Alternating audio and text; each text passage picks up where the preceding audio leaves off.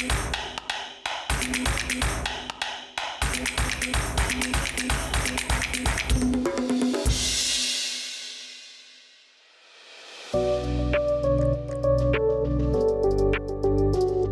min iħobb il-kodba, m'hemmx spazju isbaħ mill-biblioteka. Spazju li jaqqad flimkien l-istorja, l-arkitettura u l-arti tal-kodba. F'din ir-rokna nirfsu f'dan l-ispazju sabiex nitkixfu ftit mill-misteri merfuqa fuq l-ixkafef tal-biblioteka. Biblioteka hija librerija, ġifieri l-post fejn jinżammu jinħażnu l-kodba li jkunu pubblikati. Issa aħna Malta meta ngħidu biblioteka, ġeneralment inkunu qed nirreferu għal din il-librerija li hija wkoll il-Librerija Nazzjonali ta' Malta. L-istorja tal-biblioteka tistgħu tmur lura żmien il-kavallieri. Kien hemm diversi attentati minn il-kavallieri biex kemm jista' jkun il-kodba tal-kavallieri ma jinbijawx wara li jmutu ma jinġabru. Kien lejn in-nofs tas-seklu 18 illi wieħed mill-kavallieri fra Louis Guérin de Tencin li kellu librerija kbira tiegħu privata flimkien mal-librerija li kellu l-Kardinal Portocarrero li kien ukoll membru tal-Ordni. Dan ħolhom illi ikun hawn librerija pubblika f'Malta li tkun miftuħa għal kulħadd u kulħadd ikun jista' jiġi u jaqra l-kodba. Dan il-kavallier wara li miet il-Kardinal Portocarrero xtara l-librerija li kellu l-Kardinal u waqqada mal-kodba li kellu u tom irregalhom lill-Ordni bil-kundizzjoni li dawn ikunu aċċessibbli għall pubbliku. Dan kien madwar l-1763 u minn hemmhekk huwa l-bidu tal-biblioteka b'mod kontinwu li fiha ninsabu llum hawnhekk.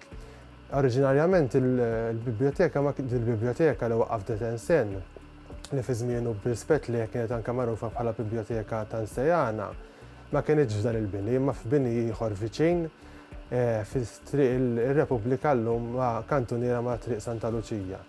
Kien magħruf bħala l-Forfantone u hemmhekk kien li tqiegħdu dawn il-kodba kollha u kien appuntat bħala l-ewwel librar il-kanonku Awċi Giovanni Francesco Agius de Soldanis.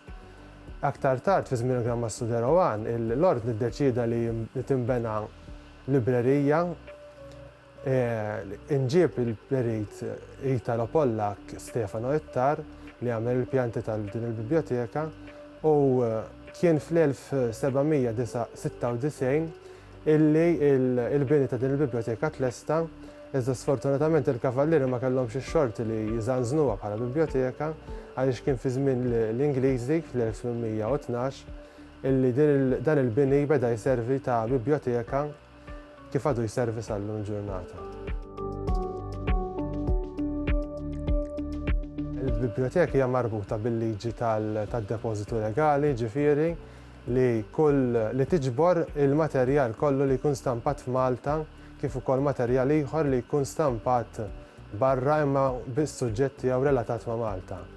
Din il-liġi ilha fis-seħħ sa mill-1925 u b'hekk jinġabru dak kollu li jkun stampat, ġifieri qed ngħidu kull pubblikatur li jew awtur li jippubblika ktieb, il-gazzetti li joħorġu kuljum jew darba fil-ġimgħa, magazines, perjodiċi, il-gazzetta tal-Gvern, il-Reġistru Elettorali, dawk kollha jiġu depożitati hawnhekk.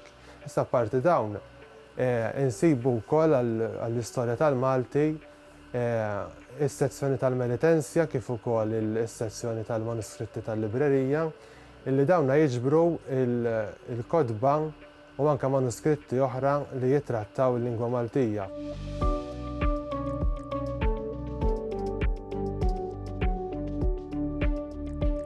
Il-biblioteka billi tiġbor għandha dal-irwol kollu li tiġbor dal-materjal kollu biex wieħed jagħmel riċerka kważi bil-forsi li tiġi l-biblioteka. U x'inhu s-suġġett li hawnhekk għandu kważi garanzija li ħajsib xi ħaġa dwar is-suġġett tiegħu, speċjalment dwar il-Malti. Jekk qed ngħidu il-Malti, jekk pereżempju apparti d-dizzjonarji l-antiki bħal de Soldanis, Vassalli, ta' Dunkarm, Akkolina, għandna pereżempju il-manuskritt oriġinali tal-miklem ta' Erin Saracino Anglot, il-manuskritt oriġinali jinsab hawnhekk. Per eżempju, ħassib l-iżvilupp tal-Malti. Jekk il-Malti kif niktbuh illum mhux l-istess kif kienu jiktbuh 100 sen ilu, 200 sen ilu.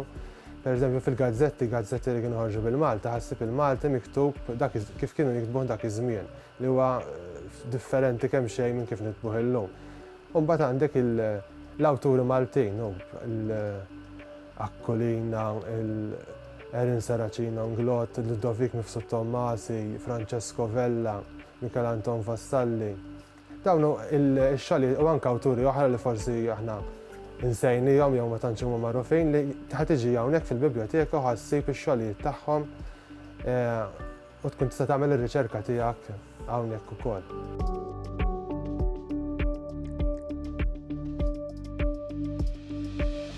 Il-biblioteka hija miftuħa għal pubbliku ġenerali, għal skop ta' riċerka, ma jistgħux joħorġu kodba naturalment minn hawnhekk għax hija l-librerija ta' referenza.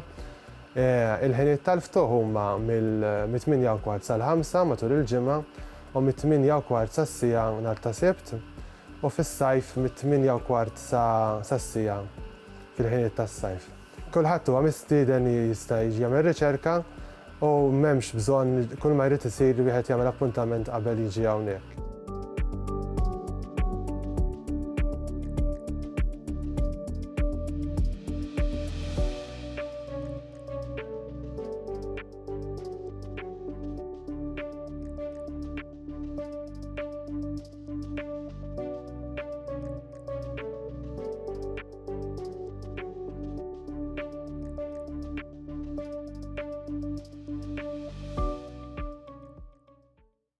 Il-Sinna jixtieq jirringrazzja lill-Aġenzija Nazzjonali tal-Litteriżmu, lill-Ministeru għall-Edukazzjoni u x-Xogħol, lill-Kunsill Nazzjonali tal-Ilsien Malti u lid-Dipartiment tal-Malti fil-Fakultà tal-Arti l-Università.